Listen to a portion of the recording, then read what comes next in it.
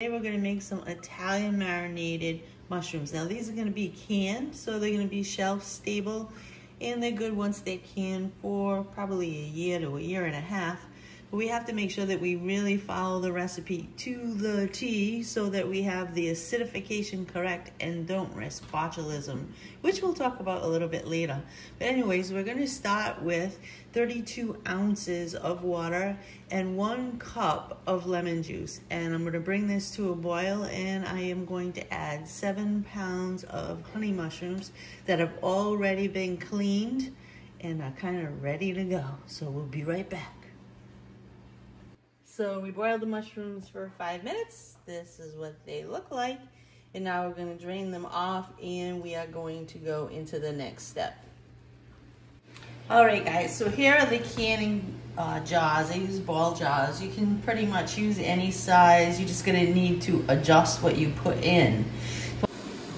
All right, so here we have the start of our brine. And don't worry, because I'm going to post the recipe so you'll be able to have it. So in my brine, I have 2.5 cups of white vinegar, and I have 1.5 cups of olive oil. But you may use sunflower oil, vegetable oil, that's totally up to you. 1 tablespoon of dried oregano, 1 tablespoon dried basil, 1 tablespoon of canning salt. Okay, so now our brine is boiling. And so now we're just going to add in our olives with pimentos and chopped onions, okay? By the way, you can put in like artichoke hearts if you want. You can put roasted red peppers if you want. This is the phase in which you're gonna do that. Now, because everything was a little bit on the cold side, I'm just gonna let this come back up to a boil. I'm gonna shut it off, and then we're gonna get ready to start ladling after we fill the jars with mushrooms. Okay, so now all of the jars are filled with mushrooms. Remember, we put a couple of peppercorns at the bottom and some garlic cloves. And we have our brine here, and you know, did add a little bit of fresh parsley to this as well at the end. It has onions, it has olives. I told you you could put artichokes in here. You can put roasted red peppers in here if you want to add a little bit of color. But make sure that you're adding it and boiling it. So we're kind of making sure it's really sanitized. I'll leave the recipe, but remember guys, the acidity level is what makes this a safe food to store on the shelf until you're ready to use it. And no, you cannot come up. Stop, stop. Who wants a cat? I'm giving away a free cat. Anyway, so you have to use distilled vinegar or ACV. So 5%. So someone will say, well, can I use wine vinegar? No, we want to make sure that the acid level is high enough that botulism cannot grow. So botulism loves any environment above 4.0, okay? So our target is always going to be to have a lower than 4.0 acidity. And you can do that with a pH meter, which I happen to have, and you can test it. So remember that this did have oil and vinegar, so when we're going to ladle this into our jars, we want to make sure that we're really stirring it well so we're not just getting all of the oil, which obviously is going to float to the top, and the vinegar is at the bottom. So we want a nice mixture of the two. We're going to fill the jars, and we will be back. Also, a note, when you fill your jars, you have to leave headspace. We don't want too much headspace, but you have kind of a guide right here, right? You want to be below that line, and when you fill with brine, you want to be up to that line, but not above it, because too much pressure will build inside of your jar, okay?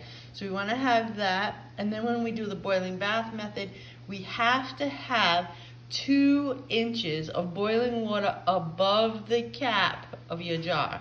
We're going to go into that, but hold on, I'm going to put my brine in, and then we're going to get these babies in the bath, and we're going to be done with this really soon.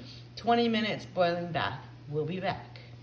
Okay, so my jars are now filled, but see here, what we're gonna do is we're gonna put a clean spoon that you might put in boiling water, and you're just going to kind of push the product down, because what we want really is to make sure that there's no air pockets inside. So we're just gonna keep doing that, and at the same time it gives us the opportunity to get some of these pretty olives and onions mixed in throughout the whole product, okay? So I'm gonna finish this up and then we're on to the boiling. Do a little test first, and so I'm gonna take the pH meter, and remember oil floats, so the oil at the top, so if you do the pH meter like this, right? Oh look, we're still looking pretty acidified. So I don't have a final number, but it looks like we're good because we're definitely below 4.0, which means that no nasty, deadly botulism can grow in our marinated mushrooms. So now we're gonna put the caps on. If you spilled anything, it's a good time to wipe the top of the jar. Then we're gonna put the caps on. If you've overfilled, which I have a couple, maybe I put a little too much in, I'm gonna take a little product out. I'm gonna put the caps on, we're gonna put it in the boiling bath, and I'm gonna show you what that looks like. And then after that, we're gonna pull them out and we're just gonna let those babies cool off. It's gonna take 6 weeks before this is like perfection. That's gonna be hard. You might not wanna wait. You know, it won't kill you if you open it early. But let's move on to the next step because you really gonna love this. Okay, so now I have this canning, pot, but you don't need to have this. If you have a stock pot, you can fill it with water, that's perfectly fine. So now I put my jars in, and remember that's gonna raise your water levels. So don't fill your pan all the way up to the top, because the minute you start putting some weight in it, it's gonna overflow. Now, I didn't have 2 inches of water over the jars, so I added some more water. So now we're gonna do boiling bath for 20 minutes, but remember right now we're not at boiling bath. So once this starts to have a hard rolling boil, I'm gonna leave them in for 20 minutes. I always put the cover on top because that's going to build the heat inside and it's gonna boil much faster. Now what this process does basically is it's going to purge all of the air, the oxygen that's stuck inside of your jar, and it's gonna pressurize it. And once we've had these in for 20 minutes, once we reach that rolling boil, which we're getting close to right now, we're gonna take them out and we're gonna put the next batch in. This did yield quite a bit. I'll show you the yield when I take these out. We'll put the new ones in. After that, we're gonna just let it sit on a towel for 24 hours undisturbed. And then from there, you can put it right into your pantry. All right, we'll be back. Okay, so last part of the video, guys. So here are the mushrooms. They just came out. The last thing you need to do is we need to let these rest. But one thing you need to be aware of is these buttons should be flat down. So if you do a simple tap, you can tell. For example, look.